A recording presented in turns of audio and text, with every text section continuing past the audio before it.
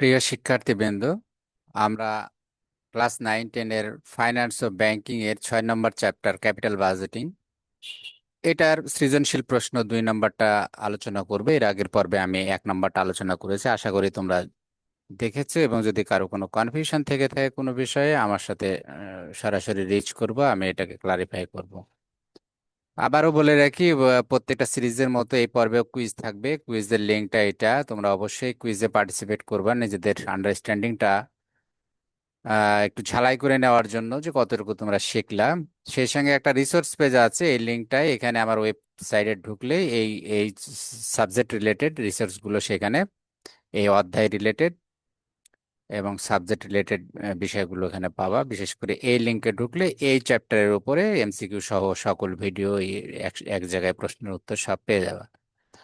আবারও বলে রাখি, যদি তোমরা আমার চ্যানেলটা সাবস্ক্রাইব করে থাকো অসংখ্য ধন্যবাদ। যদি না করে থাকো তোমরা বাই দিস টাইম করে ফেলবে, যাতে করে তোমরা নতুন নতুন ভিডিও পাও এবং শেয়ার করবে বন্ধু বান্ধবদের মধ্যে, যাতে সবাই উপকৃত হয়। আমি চেষ্টা করছি তোমাদেরকে একটু হেল্প করার, এবং আশা করি তোমরাও আমাকে হেল্প করবে আমার চ্যানেলটা প্রমোট করার। তো চলো আমরা দেখি এই আজকের এই 72 নম্বর পৃষ্ঠায় সৃজনশীল 2 সেখানে কি প্রবলেম আছে, আমরা এটা সরাসরি আলোচনায় চলে যাই। এখানে বলছে শ্যাম্পু উৎপাদনকারী প্রতিষ্ঠান শ্যাম্পি লিমিটেড ভোক্তাদের ক্রয় ক্ষমতা, রুচি প্রভৃতি বিবেচনা করে বড় সাইজের বোতলের পাশাপাশি মিনি প্যাক, মাঝারি প্যাক ও ক্ষুদ্রাকৃতির বিকল্প কন্ডিশনার তৈরির জন্য একটি প্রকল্প গ্রহণ করতে চায়। এটা প্রকল্প গ্রহণ করতে চায়, ভালো কথা।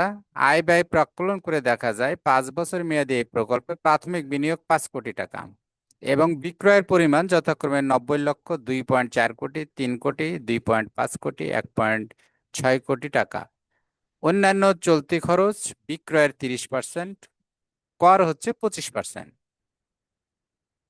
এখন রিকোয়ারমেন্ট দেওয়া আছে, নগদ আন্তঃপ্রবাহ কি, মূলধন বাজেটিং অনুমান নির্ভর কেন। গতে বলা আছে উদ্দীপকের আলোকে প্রকল্পটির গড় মুনাফার হার নির্ণয় করো। ঘতে বলছে শ্যাম্পি লিমিটেড কোম্পানির বিনিয়োগ ক্ষেত্রটির জন্য মূলধন বাজেটিং এর গুরুত্ব মূল্যায়ন করো। অনেক সুন্দর একটা প্রশ্ন। তাহলে আমরা যদি এখানে দেখি যে একটা দীর্ঘমেয়াদী প্রকল্প সে নিতে যাচ্ছে, 5 বছর মেয়াদী, কাজে এটা ক্যাপিটাল বাজেটিং এর অংশ, যেটা আমি আগের সৃজনশীল 1-এর সময় বলেছিলাম। যে প্রবলেমটা, যে ওইখানে সে শুধু চিনি স্টক করছিল, সেটাতে বলছিল মূলধন বাজেটিং এর গুরুত্ব। প্রশ্নটা ভুল ছিল বইয়ে, আসলে অ্যাকচুয়ালি ভুল আছে প্রশ্ন, আমি এটা চ্যালেঞ্জ করতে পারি, প্রশ্নটা ভুল আছে এখানে। কারণ কোনো শর্ট টার্ম ডিসিশন এটা ক্যাপিটাল বাজেটিং এর অংশ নয়। এটা একটা বিনিয়োগ ডিসিশন, ঠিক আছে, এটারও বিভিন্ন পর্যালোচনা আছে, রিস্ক ফ্যাক্টর আছে, সেগুলো বিবেচনা করতে হবে।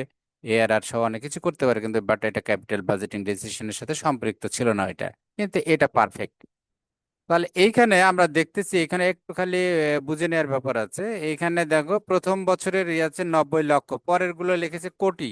তাহলে আমি যখন তুলনা করব তো সবগুলোকেই একই সমান ফিগারে নিয়ে আসতে হবে। তাহলে এই জন্য আমি সবগুলোকে লক্ষতে নিয়ে আসবো। 90 লক্ষ আছে, তাহলে 2.4 কোটিকে কোটি সমান 240 লক্ষ, কারণ 100 দিয়ে গুণ দিলেই কোটিকে 100 দিয়ে গুণ দিলে 100 লাখে 1 কোটি, তাহলে 100 দিয়ে আমি গুণ দিলে সবগুলো কোটি হয়ে যাবে, লাখ হয়ে যাবে তো কোটিকে। তাহলে 2.4 কোটিকে আমি 100 দিয়ে গুণ দিলে 240, 3 কোটি দিলে 300, 2 পয়েন্ট এভাবে চলে আসবে 250, 1.7 160। আর বলা আছে কি চলতি খরচটা হবে বিক্রয়ের 30%। তাহলে এই যে বিক্রয়, এর 30% হবে চলতি খরচ। কোনো এখানে স্থায়ী খরচ দেওয়া নাই, মজার ব্যাপার, কোনো স্থায়ী খরচ দেওয়া নাই, ধরে নিচ্ছে যে স্থায়ী খরচ অতিরিক্ত আর লাগবে না। কর 25%। তাহলে আমাদের প্রথমে 1 বাই 1 যে নগদ আন্তঃপ্রবাহ কি। নগদ আন্তঃপ্রবাহ কি, কোনো প্রকল্প বা ব্যবসা থেকে নির্দিষ্ট সময়ে যে পরিমাণ নগদ অর্থ প্রতিষ্ঠানে প্রবেশ করে তাকে নগদ আন্তঃপ্রবাহ বলে। সোজা কথায়, আমি আজকে প্রজেক্টটা করার পরে প্রজেক্ট থেকে যখন ইনকাম শুরু হবে তখন তো আমার ব্যবসায় টাকা আসবে। তাহলে তার যেমন এখানে বলা আছে প্রথম বছর 90 লাখ আসবে, পরের বছরে আসবে পরের বছরে কত, এখানে আছে 90 লাখ, পরের বছরে আছে হচ্ছে 2.4 কোটি, তার মানে 240 লাখ, তারপর এটা 300 লাখ, এইভাবে আসবে আর কি। তো এগুলোই হচ্ছে আন্তঃপ্রবাহ। অর্থাৎ আমার কাছে টাকাটা আসবে, ব্যবসার কাছে টাকাটা আসবে, এটা আন্ত। আর যখন ব্যবসা বিনিয়োগ করছে এটা বহি, যেমন এখানে 5 কোটি টাকা বিনিয়োগ করতে হচ্ছে এই প্রকল্পে, এটা হচ্ছে বহিঃপ্রবাহ অর্থের। অর্থাৎ বাইরের দিকে যাচ্ছে, বিজনেস থেকে টাকাটা বিনিয়োগের দিকে যাচ্ছে, বাইরে গেল টাকাটা, 5 কোটি টাকা বের হয়ে গেল। এরপরে ওখান থেকে আমার আসা শুরু হবে, 1 বছর পর 90 লাখ আসবে, তারপরে আসবে 240 লাখ, এইভাবে আসবে। তাহলে ওইগুলো হচ্ছে আন্তঃপ্রবাহ। তাহলে আন্তঃপ্রবাহ মানে ক্যাশ বিজনেসে ঢোকা, আর বহিঃপ্রবাহ মানে বিজনেস থেকে ক্যাশ বাইরে যাওয়া। আচ্ছা, খ নাম্বার, মূলধন বাজেটিং অনুমান নির্ভর কেন? অনুমান অনুমান নির্ভর কেন? তো এটা খুব সহজে বোঝা যাচ্ছে যে কারণ প্রকল্প নিবে, তারপরে ভবিষ্যতে আয় হবে। তো ভবিষ্যৎ মানে তো অনুমান, ভবিষ্যতের আয় কত হবে, খরচ কত হবে, অর্থাৎ ওই প্রকল্প করতে গেলে কি কি লাগবে, কত খরচ হবে, কত টাকার কাঁচামাল কিনতে হবে, কত টাকায় প্রজেক্টটা ওখান থেকে উৎপাদিত দ্রব্য বিক্রি হবে, হলে কত টাকা আসবে ব্যবসায়, খরচ বরচ বাদ দিয়ে কত লাভ হবে। তো এই পুরোটাই হচ্ছে অনুমান নির্ভর। যে কারণে বলা হয় যে মূলধন বাজেটিং একটা অনুমান নির্ভর প্রক্রিয়া, কারণ ভবিষ্যৎ এটা অনিশ্চিত। গতে বলছে গড় মুনাফার হার, এভারেজ রেট অফ রিটার্ন বের করতে হবে। তা আমরা তার আগে একটু ফর্মুলাটা দেখে আসি।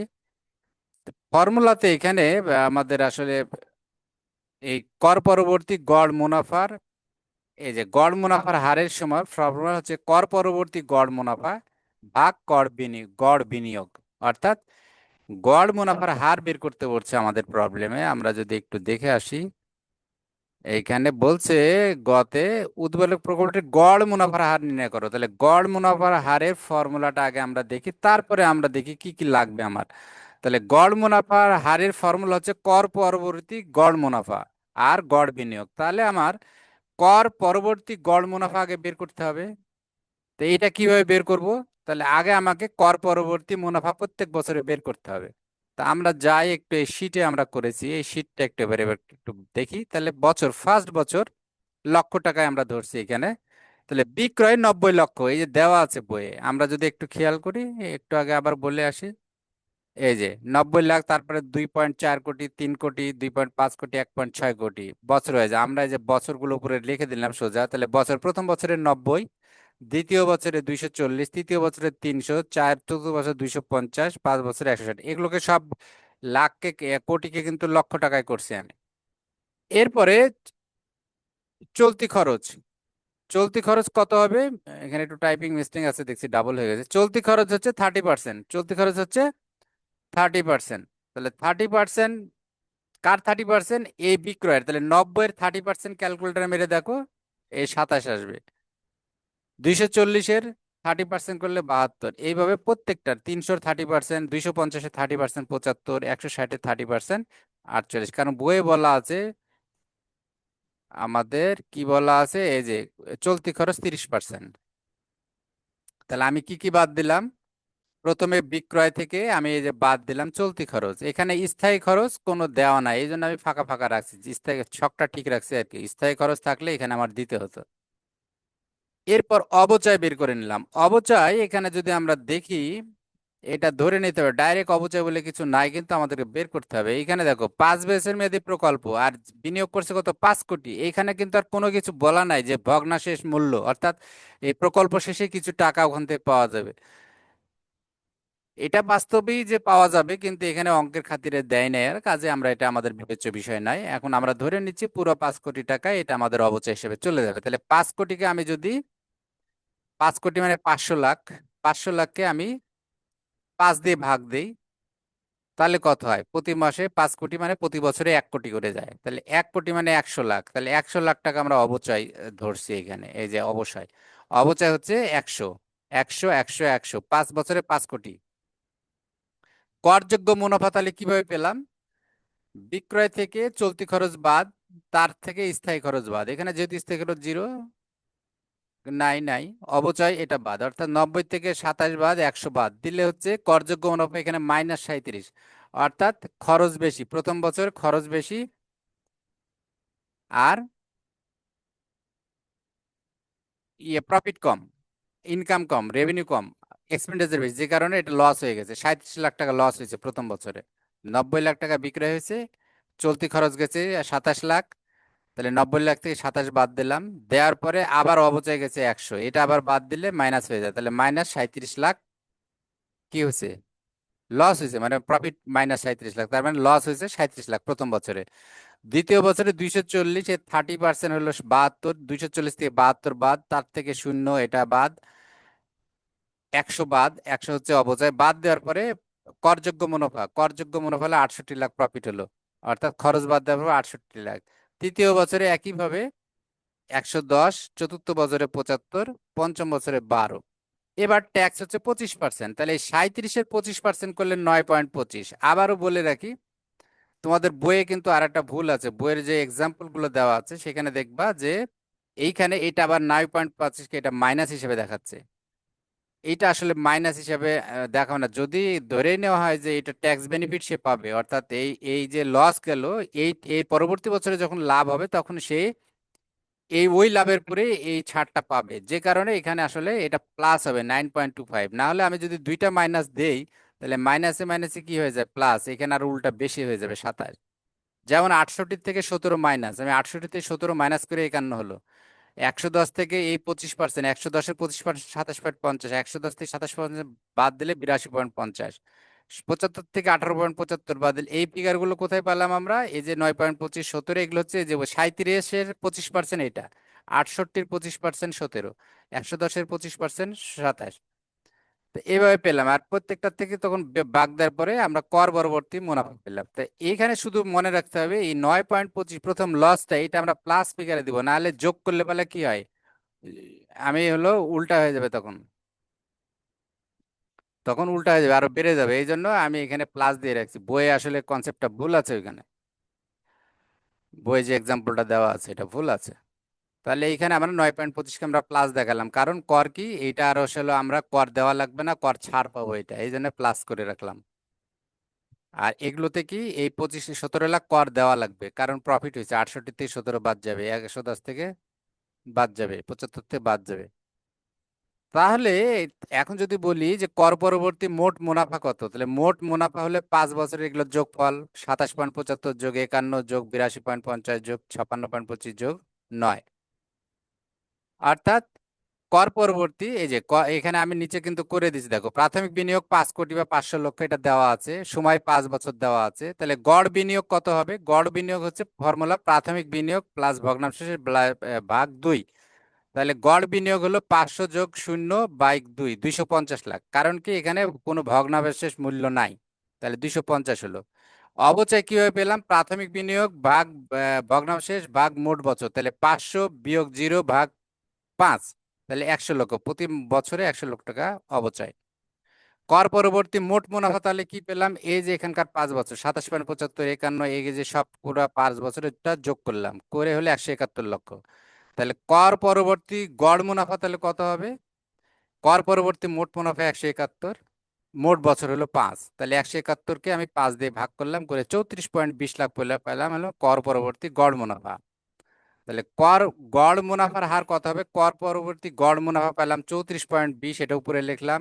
গড় বিনিয়োগ পাইলাম আমরা 250, এই যে উপরে করছি, তাহলে 250 দিলাম, ফর্মুলা 100 দিয়ে গুণ করে 13.68। তাহলে এটাই হলো আমাদের উত্তর, 13.68 হলো পাইলাম আমরা গড় মুনাফার হার। তাহলে আমরা কিভাবে করলাম, ফার্স্ট ফার্স্ট আমরা হলো বছর ওয়াইজ এই যে 5 বছরের বিক্রয়টা বসালাম, তারপরে চলতি খরচ 30% করে হিসাব করলাম, তারপরে অবচয় হিসাব করলাম, টোটাল ওই যে নিচে দেখানো আছে 5 কোটি কে 100 দিয়ে 5 দিয়ে ভাগ, তাহলে প্রতি বছরে 1 কোটি করে দিলাম। দেওয়ার পরে এই বিক্রয় থেকে এই খরচগুলো সব বাদ দিয়ে তারপরে প্রফিট বা লস, প্রথম বছরের লস 37 লাখ, তারপরে 68, 110, 75, 120 এগুলো লাভ, এর উপর 25% ট্যাক্স। খালি প্রথমটায় আমি 9.25 প্লাস রাখলাম কিসের জন্য, যে এইটা আসলে এই ট্যাক্সটা দেওয়া লাগবে না, এটা এটা লস হয়েছে, এটা পরবর্তীতে ছাড় পাওয়া যাবে, এই জন্য এটা আসলে প্লাস হবে, বইয়ে ভুল করছে। যে কারণে 27-এর সাথে 37-এর সাথে এটা প্লাস করলে 9.25-এর সাথে 27.75, মানে লস কম হবে, লস 37 না হয়ে হবে 27.75, কারণ এই 9.25 আমি পরবর্তীতে ছাড় পাবো, এই জন্য এখানে প্লাস হবে। বইয়ে ভুল আছে, আবারও বলছি আমি। তাহলে এখানে 51, এখানে 82, তাহলে এই 5 বছরেরটা যোগ করে 5 দিয়ে ভাগ দিলাম, দিয়ে আমি গড় বের করলাম, এই যে 5 বছরেরটা যোগ করে 171, ওকে 5 দিয়ে ভাগ করে 34.20, এটা গড় আয় বের করলাম। পরবর্তী সেটাকে গড় বিনিয়োগ 250 লাখ, এই যে এখানে বের করছি, এই যে 250 লাখ, এই 250 দিয়ে এখানে ভাগ দিলাম, দিয়ে 100 দিয়ে গুণ দিলাম, এই ছিল আলোচনা। এবার নাম্বার ঘতে বলছে শ্যাপি লিমিটেড কোম্পানির ক্ষেত্রে মূলধন বাজেটিং এর গুরুত্ব মূল্যায়ন করো। তাহলে যেহেতু এটা একটা গুরুত্বপূর্ণ সিদ্ধান্ত, 5 বছরের জন্য একটা প্রজেক্ট নিচ্ছে, এই জন্য এটা খুব গুরুত্ব আছে। সেই গুরুত্বগুলো কি কি কারণে? যে বড় অঙ্কের বিনিয়োগ সঠিকভাবে নির্বাচন করা যায় এ যদি ক্যাপিটাল বাজেটিং করা হয়, ভবিষ্যৎ লাভজনকতা মূল্যায়ন করা সম্ভব হয়। ক্যাপিটাল বাজেটিং এটা লাভজনকতা হবে কিনা প্রজেক্টে মূল্যায়ন করতে সাহায্য করে। প্রকল্পের ঝুঁকি ও অনিশ্চয়তা বিশ্লেষণ করা হয়। প্রকল্প মূলধন বাজেটিং এটা একটা অংশ, যে ওই যে ঝুঁকি এবং অনিশ্চয়তা কি আছে এটার মূল্যায়ন করতে হয়। সীমিত মূলধনের সর্বোত্তম ব্যবহার নিশ্চিত হয়। দীর্ঘমেয়াদী পরিকল্পনা গ্রহণ সহজ হয়। প্রতিষ্ঠানের মুনাফা সম্পদের মূল্য বৃদ্ধি পায়। যদি সঠিক প্রজেক্ট নেয়, সেই প্রজেক্ট যদি লাভজনক হয় তাহলে সম্পদ বৃদ্ধি পাবে, আর যদি সিদ্ধান্তটা ভুল হয়ে যায়, লস করে, তাহলে সম্পদ কমে যাবে। তাহলে ভুল বিনিয়োগের সম্ভাবনা কমে যদি ঠিকমতো বিশ্লেষণ। তাহলে উপসংহারে বলা যায় যে স্যাপি লিমিটেডের নতুন কটন সিড ওয়েল কারখানা স্থাপনের মতো বৃহৎ বিনিয়োগ সিদ্ধান্ত গ্রহণে মূলধন বাজেটিং এর একটা অপরিহার্য কার্যকর ব্যবস্থাপনা কৌশল।